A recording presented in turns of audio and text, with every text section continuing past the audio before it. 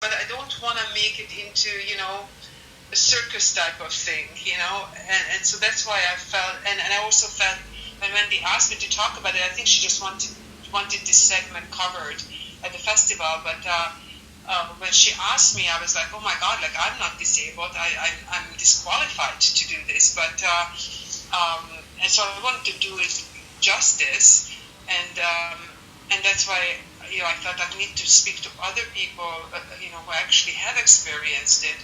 And then I started talking to even to my clients, and it turns out that everybody has some sort of pain. They might not have visible disabilities, but we have emotional and physical disabilities throughout our lives that enables us to completely drop into our body and connect. So the shame and guilt, that still comes up from emotional disturbances, but when you have like an acute disability, you must be dealing with an extra layer of that. So that's kind of what I was thinking, to explore with you.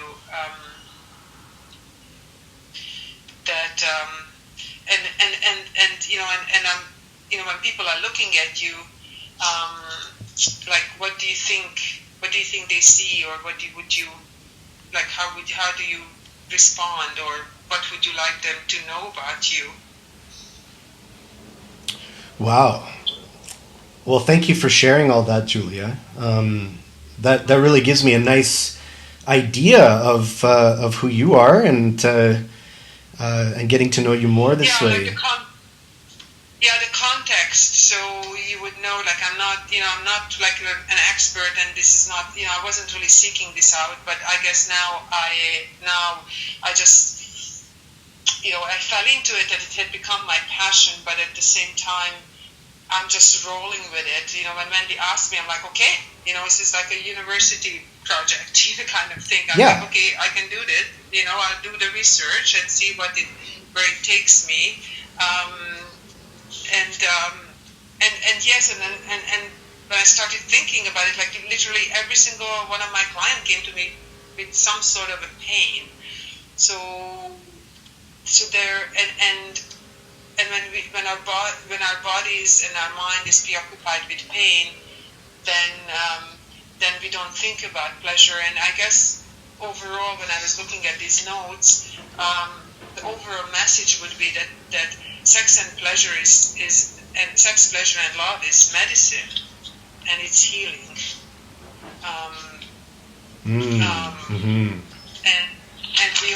And we all have, like, sex is a human right, and it is also hardwired in our DNA, and it's part of our sense of belonging and connection. And yes, and how we can sort of address it, for people who have difficulties accessing sexuality, or do they? Like, I don't know, Yeah, I do, or I have an idea, anyways. Okay. Certainly from my experience, and that's 38 years of experience, and as well as hearing other people's stories and getting a good reflection of how creative they've had to become, because really that's what it is. We just, as persons with disabilities, we've just had to be more creative in life, and I think that spills over into all aspects, and most of all the intimacy and sexual aspects. There's sort of a deeper sense of sensitivity and becoming more sensible and doing more things that make sense and less things that don't. We speak and we think and we feel and navigate our lives not so much in meters but in millimeters. Everything I'm doing throughout my day is gauged and navigated moment to moment, like micro moments, because again, I'm wanting to maximize all of my energy, my potential, my chi, in order to have the most efficient day and night. And I got to use my energy in the most wise ways. So I'm going to burn I'm gonna burn the most purest gasoline. I'm gonna create ethanol within myself to become more and more clean, to become more and more pure. And when it comes to becoming more creative in the bedroom, it's taken a lot of time, a lot of trial and error, and a lot of research. And I'm very blessed to have a partner that's kind of, you know, on the same path as me, and interested in the same things as me, and is willing to go along with the experiments. So yeah. Does she have any disabilities? No, not in a physical way, and certainly not a lot of what's the right word, baggage in terms of having to do some like deep traumatic healing or stuff like that. So our relationship is very pleasant that way and light. But she is very understanding and is a very compassionate person too. Well, you must be to begin with. Although I'm sure you have encountered in your life that abled people have sometimes like strange approaches or understandings, or even like I guess you don't want to be treated with pity, right? Either. So I think it's a really fine balance. Unless that's your thing. Unless that's your thing, exactly. Unless that's your thing. Which which I'm discovering that apparently that's a thing too. Like there are people who are like seeking out disabled people as well. So that's right. Yeah, totally. Yeah. I feel like, addressing the questions you posed to me the other day, Julia, in messages there, I think that when it comes to people looking on to the disabled community, I step into their shoes and I really try to see life from their perspective, either looking across or either, in my case, looking down. There's sort of an energetic up-one-manship that I call to the uprights in the most loving and respectful way. Yeah, I hear you. Looking down on me and wanting to get to know me or ask me a question or create their own assumptions about me. I see it as sort of a very creative and logical aspect to their process too. Like, disabled people have birthed a sort of cognitive dissonance in non-disabled people, because they're suddenly posed with questions like, oh, well, how do they get around this? Or how do they do this? Right. Or what do you experience on a day-to-day basis? What is your routine? And suddenly in their thought processes, suddenly in their thinking, a light has shone through a small crack in the window, and a new understanding is birthed. They may not have even said a word to me, and as a disabled citizen, I feel I'm rolling along this earth plane with the duty and responsibility to be who I am and to be the best version of that, as to let others see who I am. Yes, that goes for all of us, but I believe a certain depth of presence is required, and a certain depth of courage and bravery is required to be in this body, because it's not for the faint of heart. It's whether I chose this or not, coming into this world before as a soul, I don't know. I don't know. Yeah. But the job requirements have been extensive, and you don't get them all upon birth either. Right. Yeah, I hear you. Yeah, exactly. Because like it's a good point that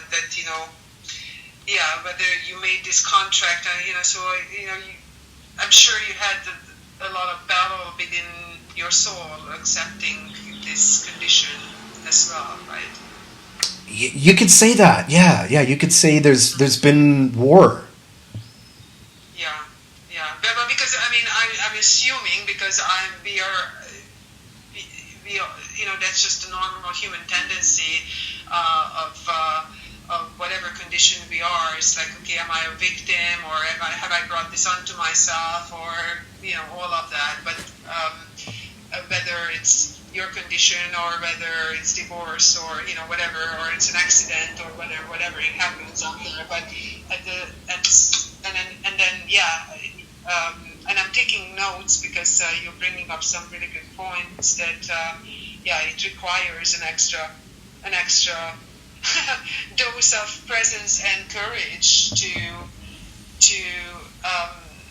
you have to put a smile on your face, right, and not come across, not just not to come across, but not to show up as a miserable person who's miserable about their conditions, right?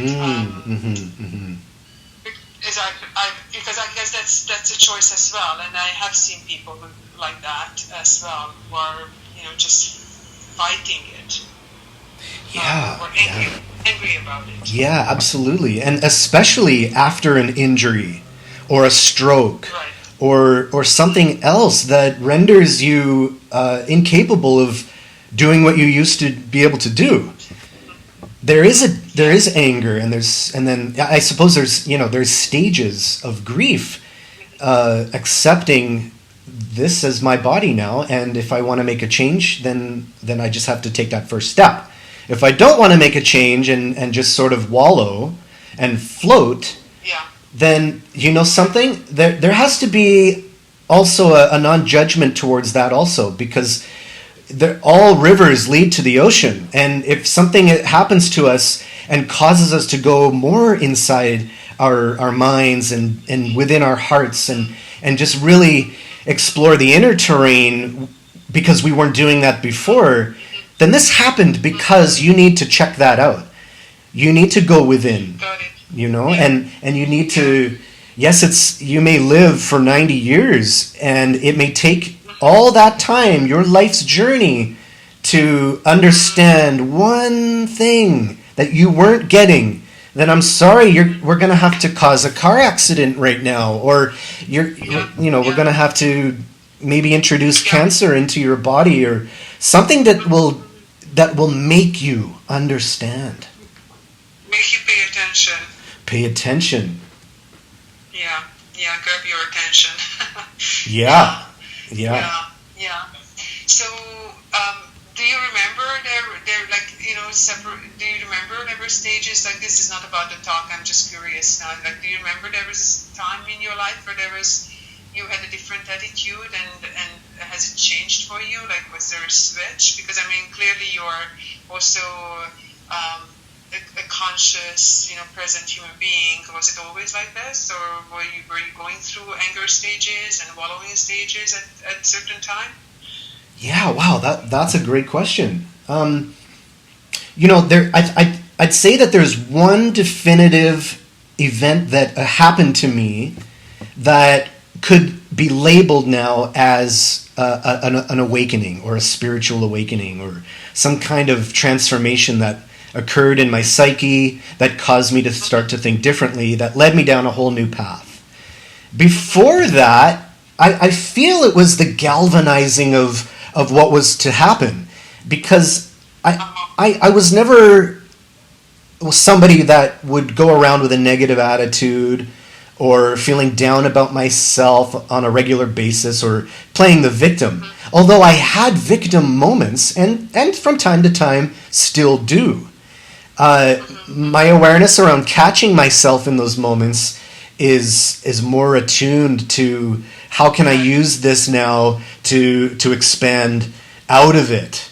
And before I would go within, and I would become recluse and introvert and trying to discover how to deal with these things, especially when it came to relationships, because I felt drawn to girls. Later, I would feel drawn to women, and I'm not being met by them? Is it because of how I look or how I'm walking? Because I know it's a little awkward and it's weird, but I guarantee if you get to know me just a little bit, I'll blow your doors. I promise. Right. And I always have this, and it's inherent in the design, Julia. When it comes to how my perspective, how others people see me, it's in for good. It's sort of grandfathered into how I think, because how I think about another is how I think about myself, and how I'm feeling about another sometimes isn't the most confident, sometimes isn't the most attracting, or just sort of full or receptive. And I want to feel that, and I know what it feels like. I can sense when somebody's giving me the once over, the up and down. That happens a lot. It's really interesting, especially from children. And there's just, I accept that, and I love that as just an innocent curiosity, because I see other disabled people too, and I do the same thing. It's like, well, what are you about? What happened, or what's going on? Like, I don't care what happened to you. Just let's open up a dialogue. Yeah, right. Which is in itself is okay. Do we want to go there? And so sometimes, like, I think the once over is like, oh wow, it's so deep that people don't really have the emotional capacity even to navigate that. Yeah. To say, what would be the right thing to say, or not the right thing to do, or say as well. I think just our society is really not equipped to. Yeah. Sure. Yeah.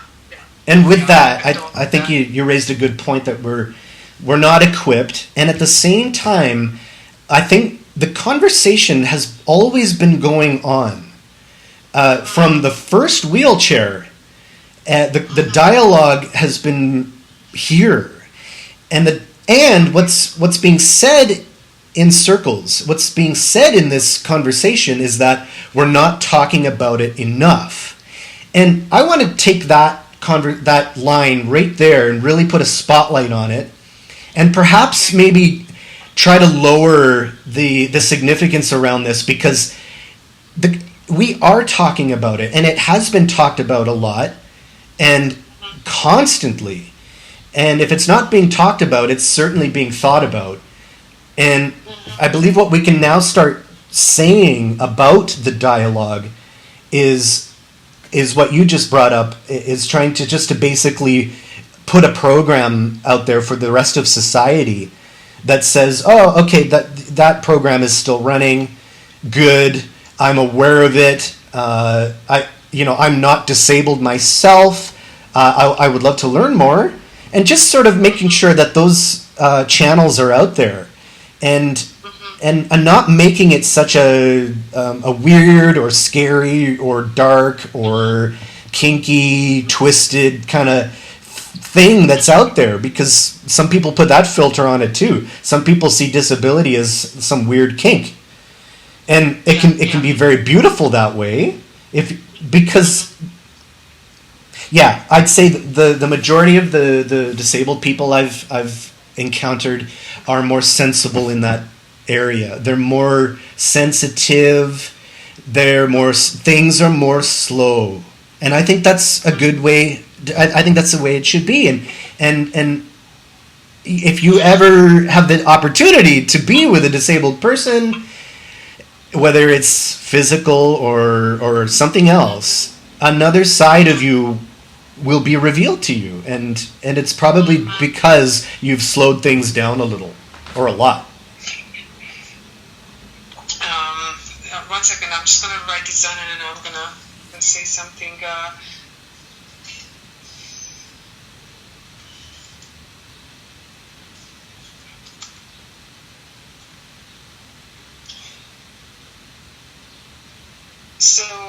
Because I'm still looking for like a point to make, and what would be the overarching point for the talk. And the slowing things down is I think is instrumental anyways, even in the orgasmic meditation or anything that I learned in Tantra, and really in all this consciousness movement as well. The whole idea is that we slow everything down, because once you slow down, you actually are able to catch up to sensation and feelings, and you give space for not just for interpretation, but actually to the feeling to drop, and what am I actually feeling? What is actually going on? Instead of staying in the head and it's like, okay, I just want to come, or I just want to have an orgasm, or I just want to do this, or I just want to do that. So it's all like really goal oriented. So in your landscape, this is already a given, right? Like your everything is slow, and so you have a different relationship with the world already, and that makes it, more sensitive. And I assume because of that also intimacy must be. Do you find that it's like it's just more profound what you experience in your body because you get at it at a slower rate, or because of the way it's happening? Yes, absolutely, and a sort of a new world of sensation has opened up because of the numbness now that's in my legs and in my feet, and because I can't walk anymore, because my knees can't support me vertically anymore. I've learned something new about my body, and I probably wouldn't have found that sensation had I been doing something else or not disabled, right? What else can this body do? What's it capable of? But that's what I was just going to say. Like, this body is amazing, isn't it? Like, unbelievable. Like, it's just, like, my God, so what an instrument we have, and how unconsciously we are abusing it. It's really frightening, really. Because it does whatever we ask it to do. It just does it, and it adapts and heals and protects and delivers whatever we feed it. It just, there it is. It just does whatever, and it's amazing how it still makes us survive. So it's incredible. And but as a disabled person, I guess you also do you have like a love-hate relationship with your body? I don't anymore. Only if something like happens to me, like I'll hurt myself, or something internally might not be running right. I can feel like bursts of frustration that bubble up, and I've come just to sort of breathe through those types of things. But I've had to really allow a deep level of acceptance, being seen clothed or naked. This is the way it is, and no matter what I do, nothing will change that. And I'm not saying change my diet or my way of thinking or some kind of personal betterment. Yes, those things I've done for years. I continue to do those things, and no matter how much life coaching I get, I still have what doctors call muscular dystrophy in my body. And I can take supplements, I can experiment with other sorts of steroids or whatever. The acceptance, I think, is what makes us beautiful, all of us. Is there, so with muscular dystrophy, like, what is the prognosis for you?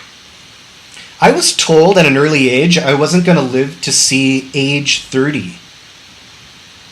And that really struck a chord with me, because I'm like, wow, okay, let's just get on with life here and see what happens, because I'm not going to listen to my doctor. I'll sail way past 30. And when I was 29, I was reminded that what my doctor had said to me, and I'm like, oh my God, I got to do something before it's too late, because what if I do die next year? What if my doctors were right? And I had to fulfill a dream that I'd always wanted to do for many years. That I said, okay, if I'm going to do this before I age 30, I better do it and get it over with. And so I used to be an athlete, and I used to race wheelchair.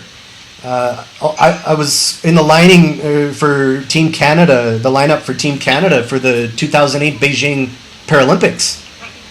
And I wanted to take my athletics on the road after I was cut from the team. And so I got in a hand cycle, a 3-wheeled hand bike, and I pushed myself across Canada. And I wanted to prove to myself that I still was strong, and there was more strength deep within me, and whatever I could do to, spread a good message of inspiration and do a little fundraising for muscular dystrophy, then I wanted to do something. And so I got that, I did it, and it turns out I'm still here.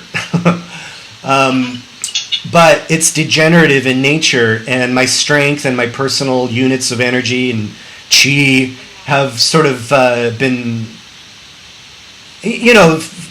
gradually going down as I don't walk anymore, and I'm having to find and utilize other tools to stay healthy, for such as getting vertical again. Right, I do a lot of sitting. Wow! So you actually did the Cross Canada tour. Yeah. Well, I went from Victoria, BC to Thunder Bay, Ontario. I was really touched by Terry Fox. I don't know if you know who Terry Fox is. Yeah? Of course, yeah. Yeah, and I'm also a tour guide, so oh, wow. I travel across Canada all the time, so we stop at the Terry Fox Memorial, like along the Yellowhead Highway and all of that. So incredible. I'm familiar with that, but yeah, I didn't know that you did that. And so, how long did that take you? Well, my initial goal was to go coast to coast, basically like Terry Fox, but what ended up being halfway to Thunder Bay is still, I still have a sort of a desire to complete what I started, but that leg of the journey was 3 months and 9 days. And I had to take some time off the road in between that. My father, unfortunately, was suddenly killed in a motorcycle accident, and I had to come off the road to sort of deal with all of that too.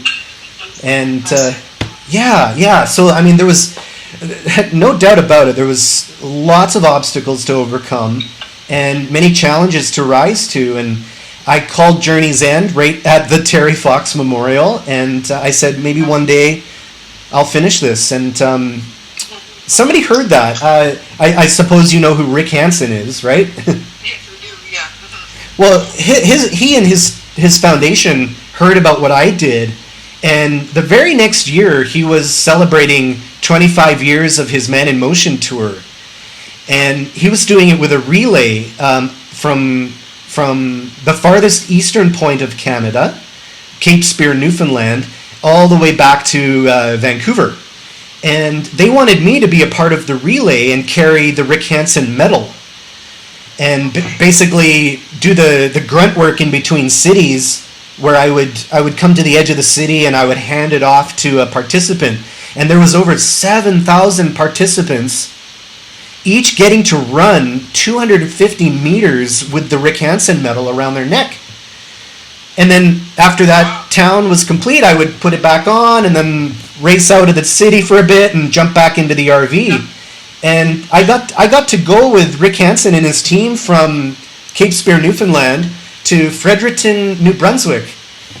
So right now there's this gap of the highway between New Brunswick and Thunder Bay. That's to me it's been kind of left open, and I often wonder whether I'll finish it or not. But I'm kind of into other things these days. I love art, and I love creating music, and it feels sometimes my athletic days are behind me, but who knows? Do you think that having done that one last thing that you really wanted to do kind of enabled you to but also probably you're physically stronger than maybe most people are, right? And the mental and emotional strength, because that must contribute to the fact how well your body handles the illness, right? Or it has nothing to do with it. Yeah, good. Yeah. I'm just wondering that if you really like set it out that okay, you really want to do this before you die, like you're turning 30 and you want to do this, like it's like your spirit will just not let you give up until you actually complete. So yeah. So it's interesting. It's interesting.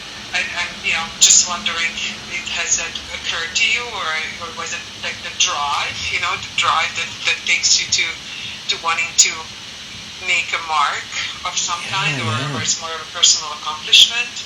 Wow, yeah. So you said it. My initial intention with what I did back in 2010, wheeling across the country, I was fresh off of my spiritual awakening. And I felt like I wanted to give something back to the world, and I had an urgency about it also. But I don't know if that urgency was sourced in truth. I look back, and there was definitely aspects of sharing a message of peace and of love and of unity and oneness and overcoming personal obstacles.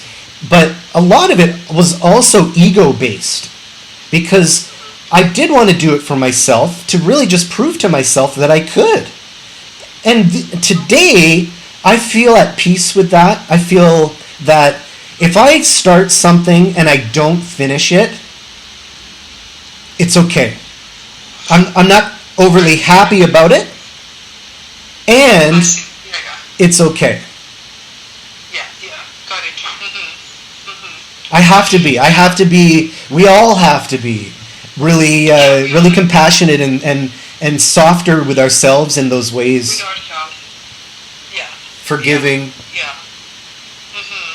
But my curiosity was that it's like when you mentioned like your ego wanting to do it, whether you can do it, but do you feel that spiritually that let you actually, like, it gave you more energy to just, like, I wonder, like, when you are in your situation, when you have like a strong drive to complete something or do some serious accomplishment, whether that really just overrides the illness.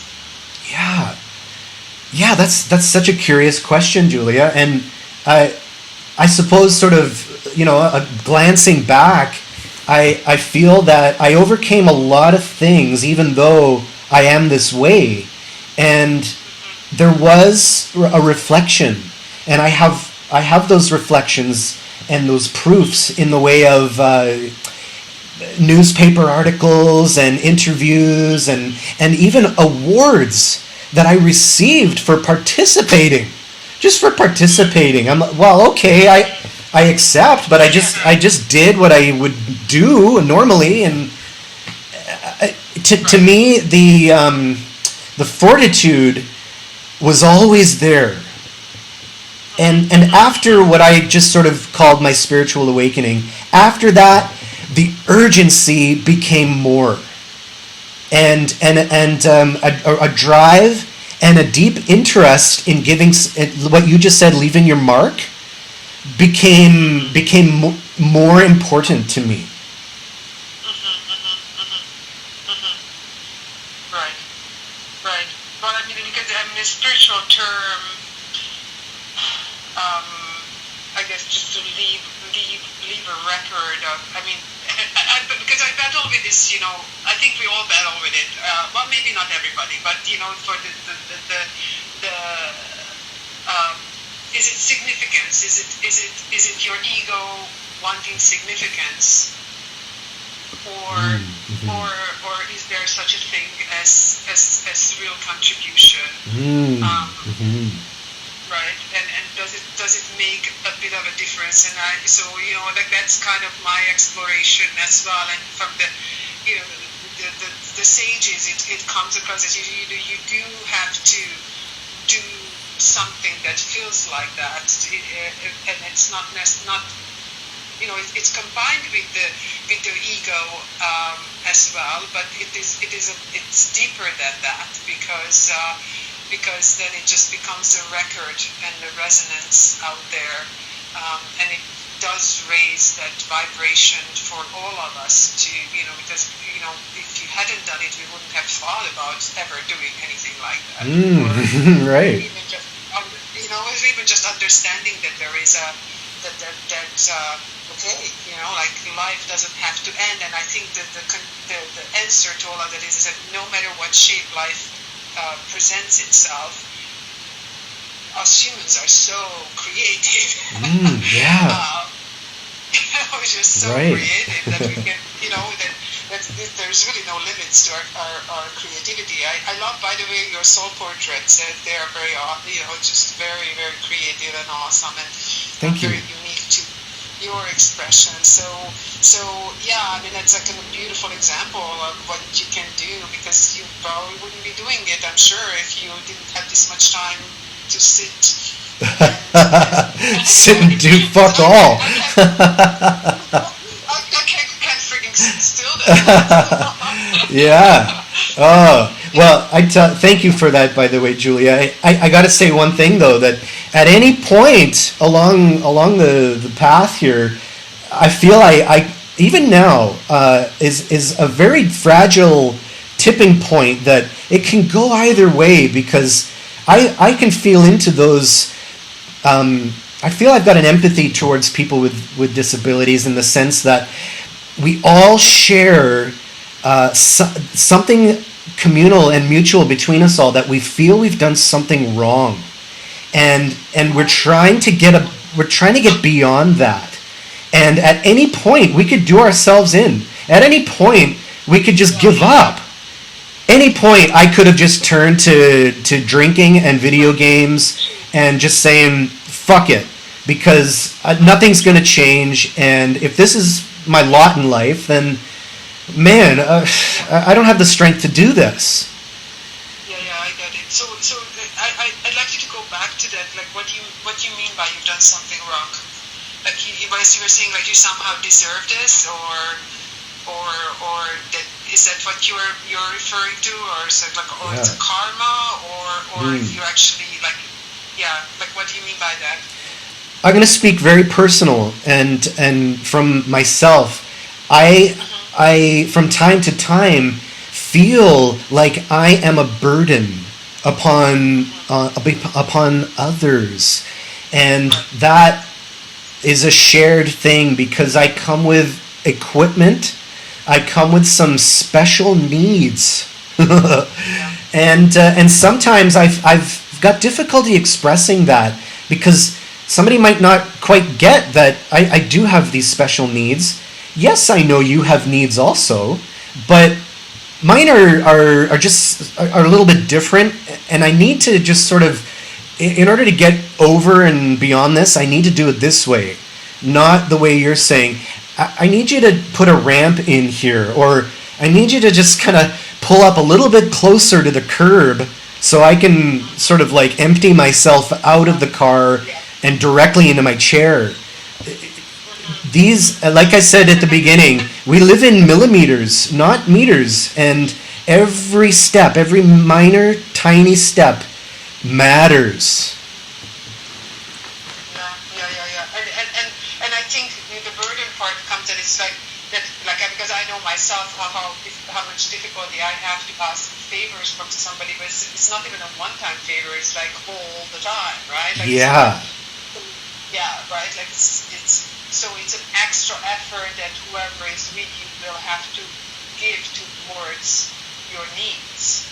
And that's sort of the opening up of their mind and considering another. I mean, that's a great teaching.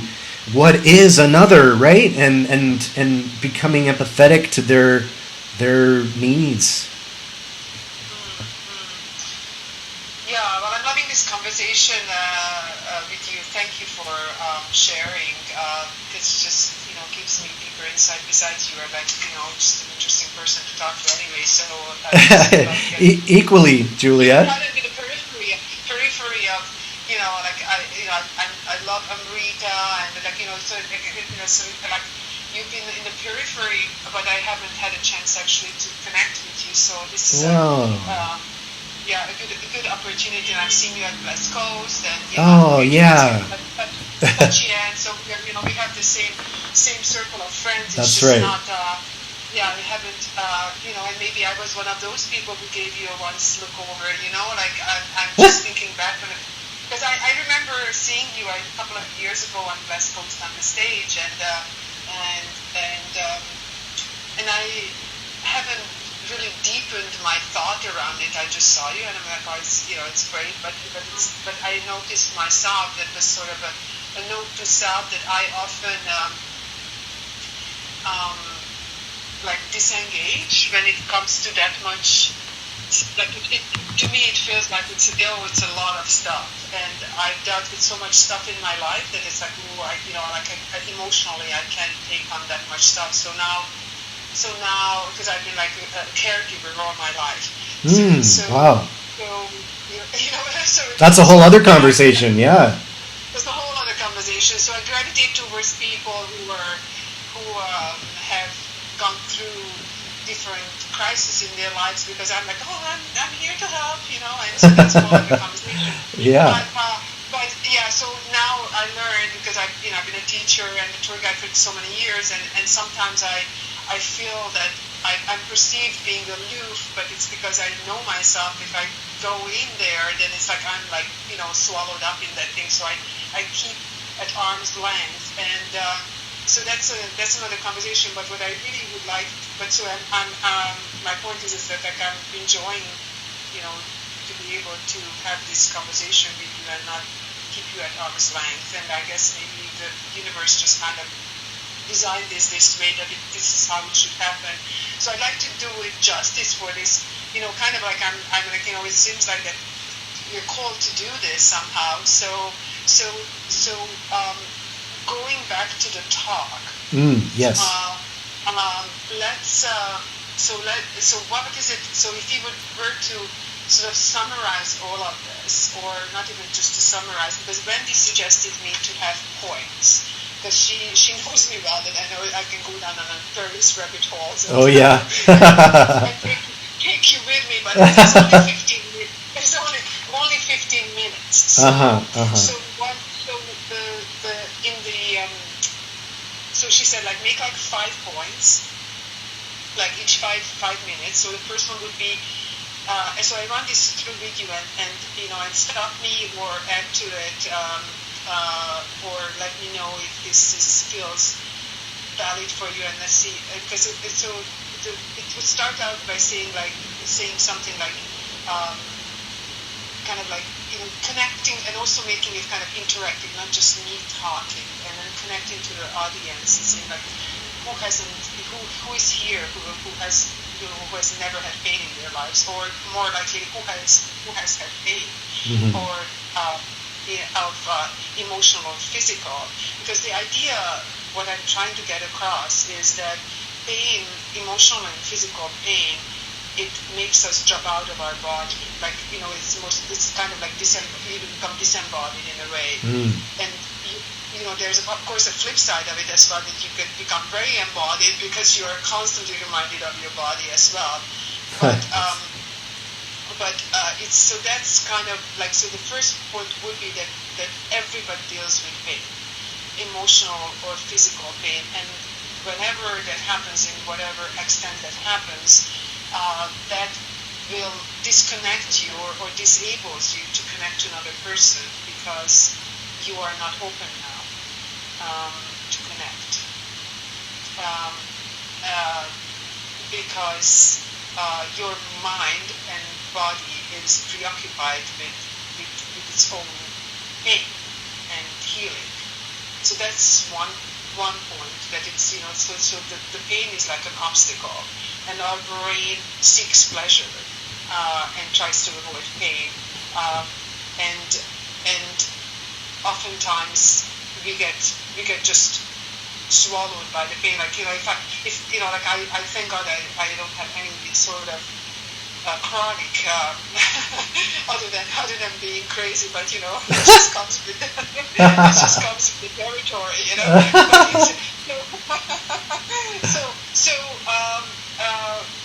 But when I have like something really like that gets my attention, or like my shoulder, or I get this acute headache, and then I'm like, my whole body is like focusing on that, and like the last thing on my mind would be is to have sex. Yeah. And so what I'm trying to do, because so we disengage from other people, or you try to look for isolation and not be worrying about other people's stuff, or connection even, because you are just deeply involved in pain management. And so that would be one point. And as I said, stop me anytime, or if you want back to add anything, or let me know.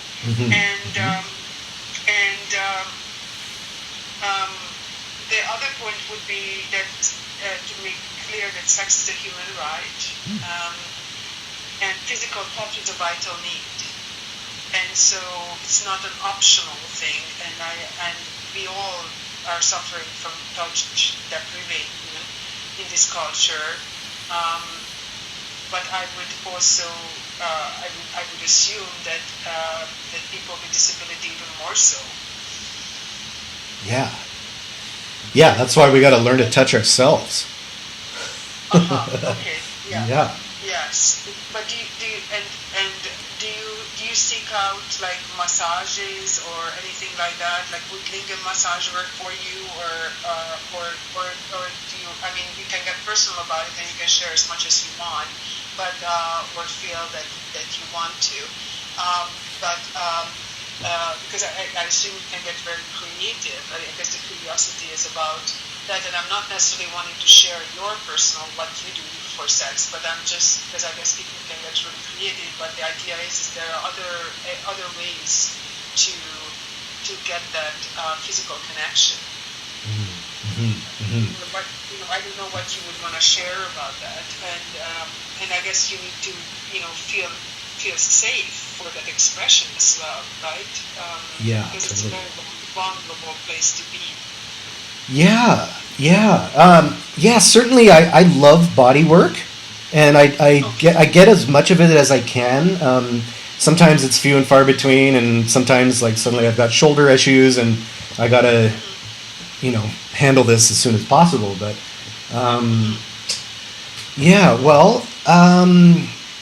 let's see here.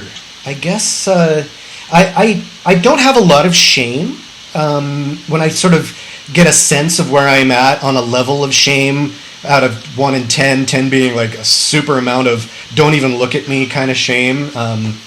That's pretty low for me. Like I said, I sort of had to get over all that sort of stuff pretty quickly, because I knew the condition that's in my body would cause my body to appear shriveled and shrunken in my muscles, my leg muscles, my forearm, and my hands, because it's also in my hands too. I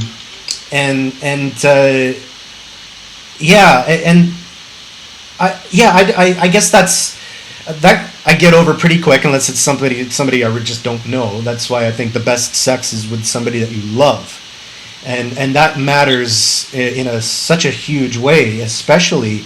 I don't think disabled people would bother,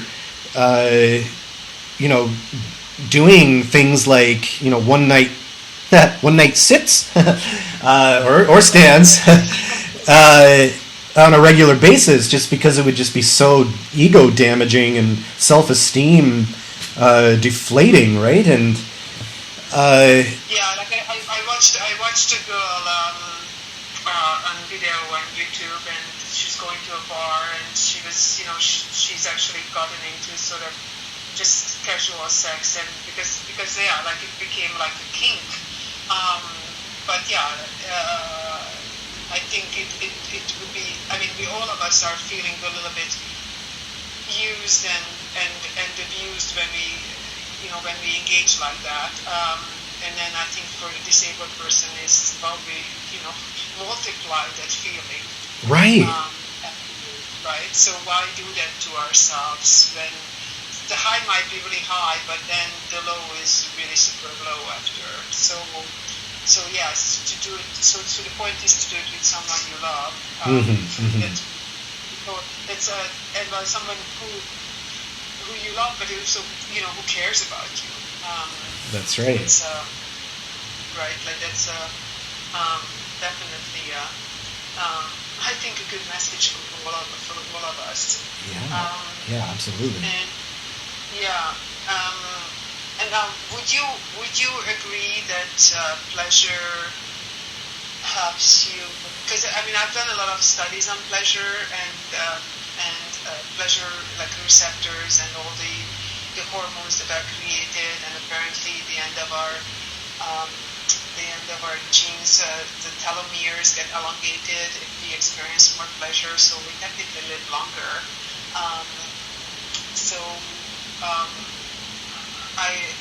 When we live a pleasure-driven life, so we seek out as much pleasure and joy. And pleasure sometimes gets a bad rap, like you're like a narcissist, fucking all the time. But it's,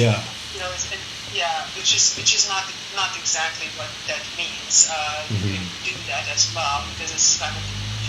But then you could also burn out your nervous system doing that. So it's more about like just finding pleasure in everything, including sex and connection, and so would you feel that your condition is definitely like everything is lighter and easier when you have more pleasure in your life? Wow, yeah, definitely.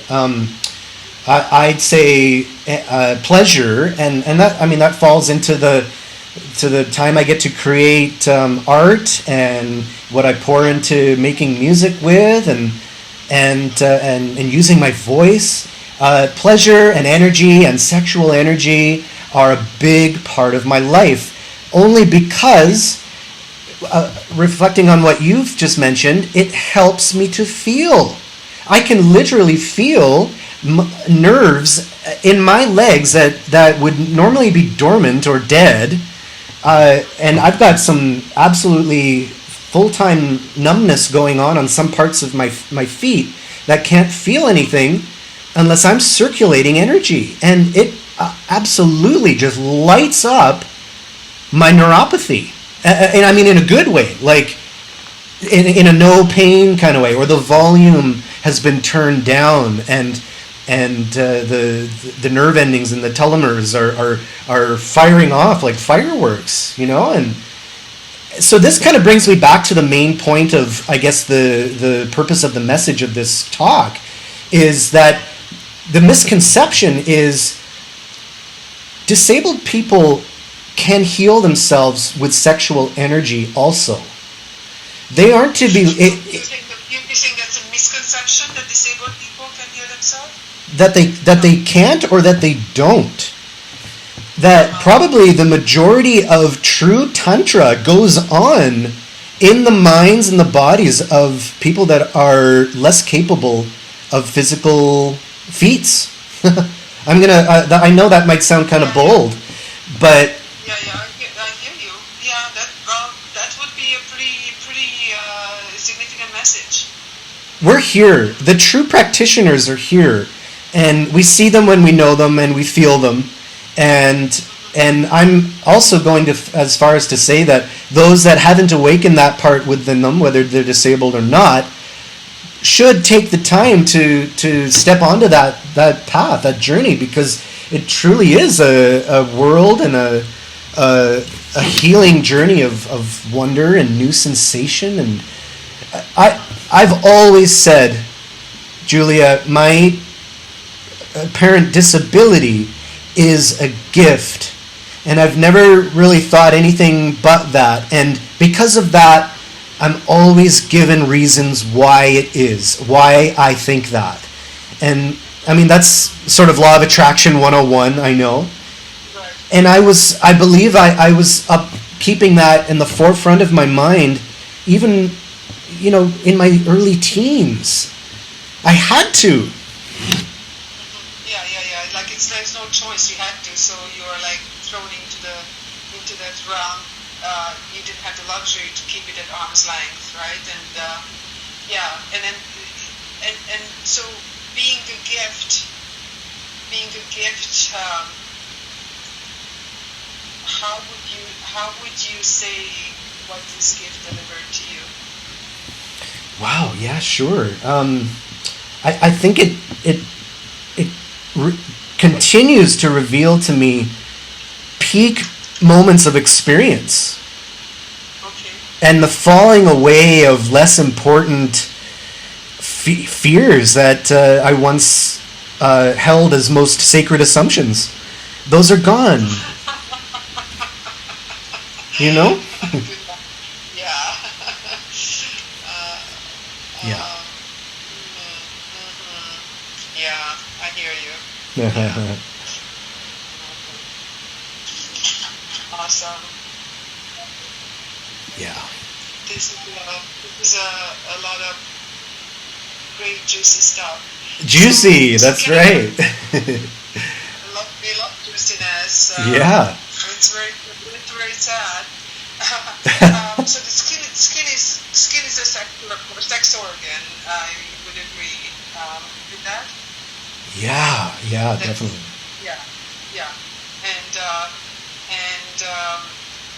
And so have you found?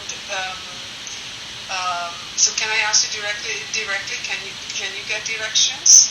Yes, I can. Yeah, I say I don't have. I have muscular dystrophy, not muscular dictrophy, and to me, that I mean is such a beautiful result of kind of what I go through in my mind sometimes. That it still works. I still work. I just got to get creative on the best ways. Do you have any kind of sling or swing or anything like that? My inventory has grown over the last few years, especially since having a girlfriend and just wanting to make things more make sense and efficient. Right. I know you'd mentioned the yoga swing earlier, and I have looked into that, and I certainly feel that a swing, yoga swing or hammock of sorts, sort of slung around my upper torso, would allow me to be vertical and not maybe lay so much on my back all the time, and just being able to add variety and switch things up. I've had cushions, I've had chairs, a small inventory of toys, etc. Well, but you're also a strong person, so I guess that's not, like holding your body up might be not an issue for you. But the yoga swing I experienced, I mean, you're a guy, but it was like so because the one I experienced, I was kind of lying on it, and then my partner would go around it, and he was standing around it. So now, if you have a disability and being a guy, I would say you would want to be more, not just lying, but more vertical. But I think what the swing what I realized, I'm not disabled, but I was like, oh my God, this is so great. I don't have to move my body at all, like for overweight people, or if you're like, because it's got a foot rest as well. So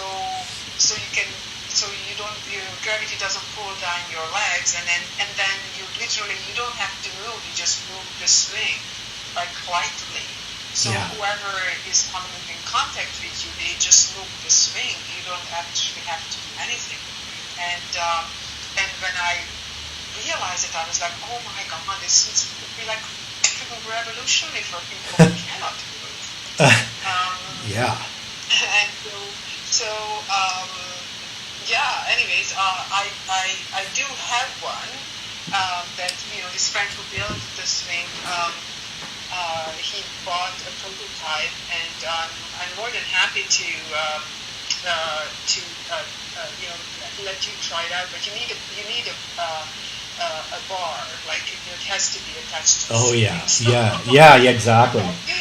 yeah, so it's a little tricky that way because you can burn down the entire ceiling otherwise. So Yeah. It needs a place where you can hang it up. But if you're curious to try it out, I'm happy to have you try it out, and then maybe look into it, because if this particular, like, if you like it, I give it to you. The only thing I have with it is that it may not be appropriate. A, B, you need to hang it up. So if you don't have it, and C, since then I looked online, and there are really a wide variety out there that are perhaps a little less cumbersome than this one, and maybe more appropriate for you. But but then I was just curious. Yeah, I was just curious because at one point I was like, oh my God, I just I'd like to just share more, because people don't think about this even. And as our population is also lazy and overweight, it's and too many people have car accidents and back issues and this and that, and I'm all about, like, okay, have your issues, but then then there are solutions, and then our mind doesn't get that creative because of, I guess, shame around it. Like, I mean, and when you are, like, actually having sex in the house now, you are like you're having a, enter into the world of, like, that's a slutty thing to do. And welcome to my dungeon. Right. In my living room. Exactly. Whereas really, honestly, when you just think about it, it's just really just makes more sense the way you were saying. It's just like, it's just a way more efficient way to navigate through this difficulty. So So you have been sexual throughout this whole time. Yes. Yeah. Okay. Yeah. And how was that journey for you? Was it at times difficult? Was it, or is it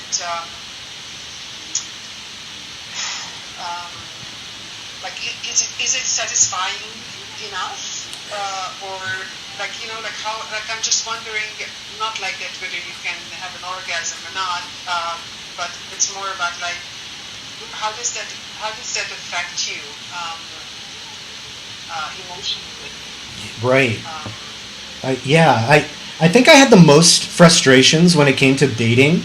I didn't do a lot of it, but the dating I did do, and would eventually, with some of them, turned out to be long-term relationships, and they were very beautiful times. And I sort of veered away from going on dates regularly because I had experienced rejection, and I knew that didn't feel good, and it came up from time to time as sort of like a little bit of a trauma, and would get my attention, and I just veered away from that altogether and said, you know what, I just want to settle and be monogamous and not worry about a bunch of other things, because I got a lot to take care of in my own personal orbit.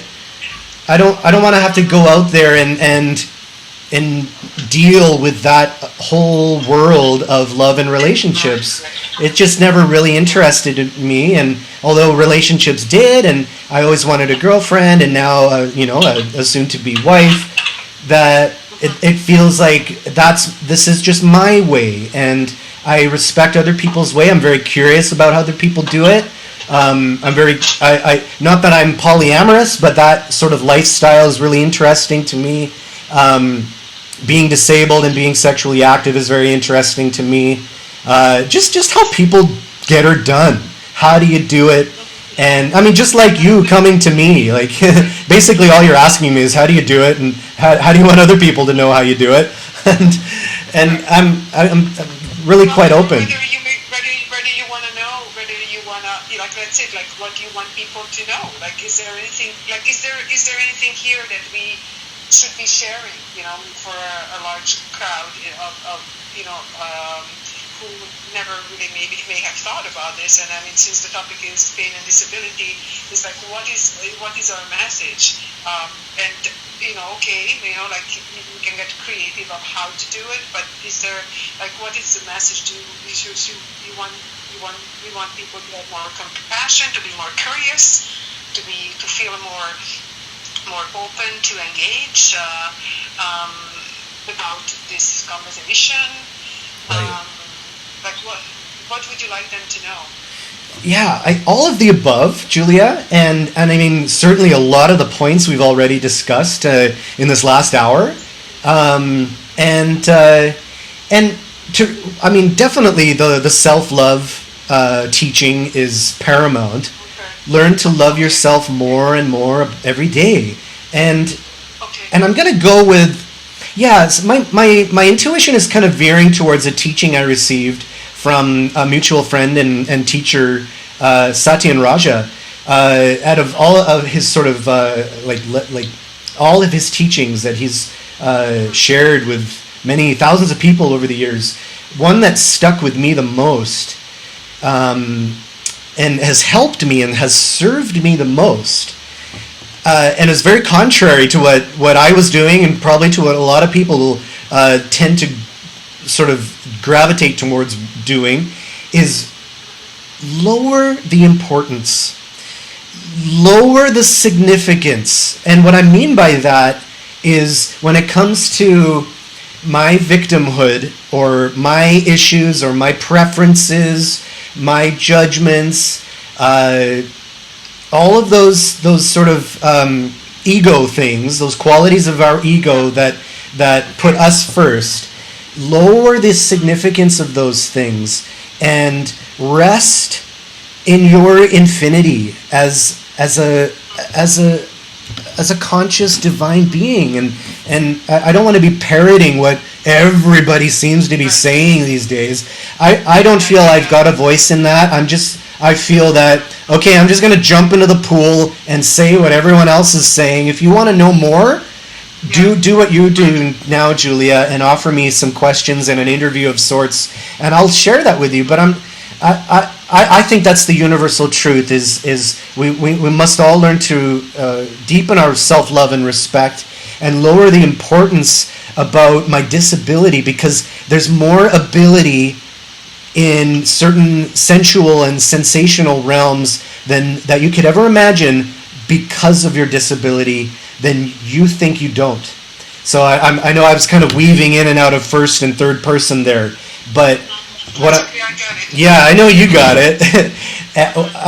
What I'm saying is really follow the path of your highest bliss, and we know who says that a lot, and I'm saying it too because it's true. And whether you feel that you could fall by the wayside and become chronically addicted to things that will spiral your life down into the dark abyss, into doing yourself out of this world, there's another way, there's a better way, and those things can exist and probably will stay with you to the end of your life. Lower the significance, just lower the importance of your preferences, of how other people see you. And I'm talking to myself right now, because I live by how other people see me. To me, it's a very important aspect. And daily, every day, I got to learn just to sort of lower the importance of all that. And just come back to love. Just I know that's simple and has been said by the most wisest of people, and yeah. Oh, I know. I mean, but the reason why they say it because it's true, right? So there are certain, that those are the truths, and I know it sounds cliche, and we are Cliche. it, but the thing is, it's because it's true. One thing I've learned through this journey that a lot of things I've heard before many times, but it just kind of, you never really get it, it's like seeing is believing, like there's a lot of things that, that it's out there, and it's like the gratitude thing, for instance, ooh, yeah. And the first time I heard that, it's like, okay, yeah, sure, it's a nice idea, but it's until I actually understood that it's not just a suggestion, it's a technology. Yeah. Technology that changes your internal, mechanism of how you, from that point on, if you really truly get that, and at first, you just go, okay, find 3 things you're grateful for, and but it's because it becomes like like driving that car, and now you're racing, and people are saying it, and why people are saying it, because it is. Yeah. It is one of the tools that are simply transforming everything around you, because you just put on a different lens, and you start to view the world differently, and then it changes you internally. So being this infinite being and all that, it sounds lofty, but it's the truth, and we often shy away from saying stuff like that because it sounds lofty and but also what I also realized, that it may sound like a lot of people are saying in our circles, but once you step out, people don't talk like this. Yes, yeah. See, there's where the conversation needs to be expanded. Exactly. Exactly. Yeah. I think we also at times crippled by our environment, in the sense that we have these conversations all the time in our circles, but the moment I go to Safeway or something, or I don't go to Safeway, whatever, but if I talk to somebody, it's like, who's not in these discussions, they're like, what are you talking about? I've never heard of anything like that. So yeah. So here in Vancouver, we are also a little bit, we just had all of this happening because we live on the West Coast in Lotus Land, and so that's here, right. Yeah, it's right. It's not that common for the rest of the people. So, that's right. When we are doing like a public event, I think it's good to get that message out, because I tend to forget that really people are not at this point. There are many who are way past where we are, but the general public is really, this is all brand new, and there's a lot of young people out there too, who just never really had the experience as well. So yeah. So anyways, I think let's see, is there anything we didn't cover? Yeah, there's so much to talk about. Yeah, like wow, yeah, I did not expect it, but well, maybe I did.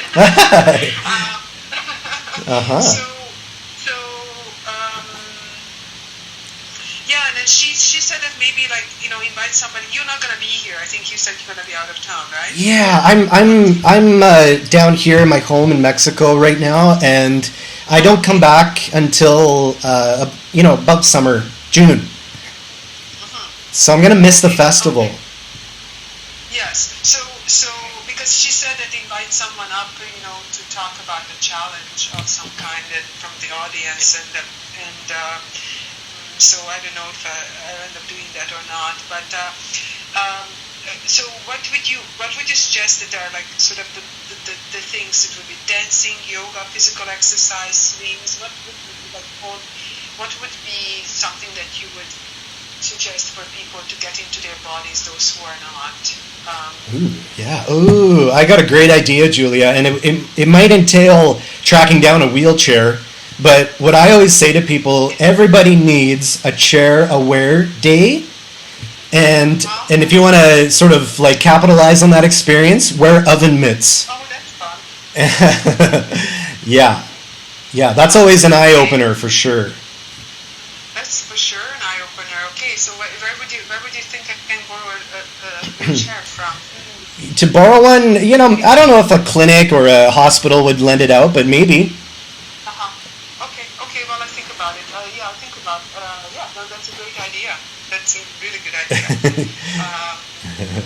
Because nothing gets the message home that just yeah, get your ass in the chair and feel.